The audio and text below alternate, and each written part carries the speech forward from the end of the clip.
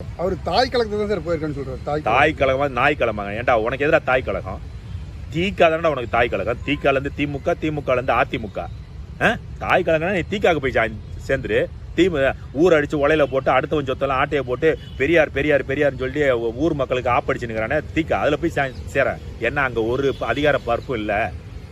அதனால உனக்கு எந்த இதுவும் நடக்காதுன்றதுனால இப்போ திமுகவில் நிற்கிற.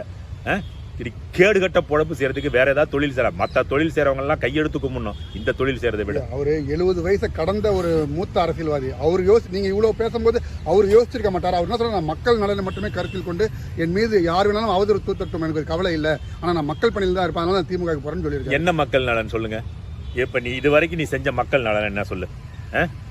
போய் அம்மா சமாதியில சபதம் எடுத்து எதுக்கு எடுத்த? தர்ம யுத்தம். எந்த தர்ம யுத்தம்? என்ன புண்ணாக்கு தர்ம யுத்தத்தை பார்த்த?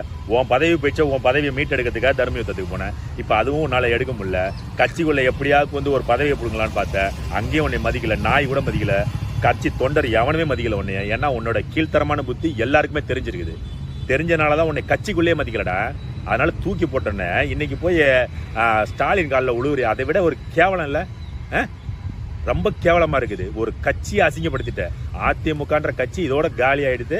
அதே மாதிரி திமுகல அடிமட்டத்துல இருந்து இன்னைக்கு உழைச்சு போஸ்டர் ஒட்டி கொடி பிடிச்சி தேர்தல் பண்ணி அது இதுன்னு நக்கிக்கிட்டு இருக்கிறவன் நக்கிக்கிட்டே தான் இருக்கிறான். இந்த மாதிரி எங்கெந்தோ வர நாய்களுக்கெல்லாம் பொறுப்பு பதவி. அப்ப திமுகல இருக்கிற தொண்டெல்லாம் பைத்தியக்காரன், அப்படித்தானே? இதுல வன்மையா கண்டிக்கப்பட வேண்டியது 2 பேர் தான். இதை கண்டிக்கிறதுக்கு உரிமை இருக்கு. ஒன்னு அதிமுக தொண்டன் செருப்பு எடுத்து ஓபிஎஸ் அடிக்கணும், இன்னொருத்தன் திமுக தொண்டன் செருப்பு எடுத்து ஸ்டாலின் அடிக்கணும். இல்ல திமுக தொண்டர்கள் ஏன்னா அடிக்க மாட்டாங்களே. ஏன்னா சேகர் பாபு அவர்களே சட்டசபையில் கலைஞரை செருப்பால் அடிச்சதுனால தான் அவருக்கு பதவியை கொடுத்துருக்காங்க திமுக.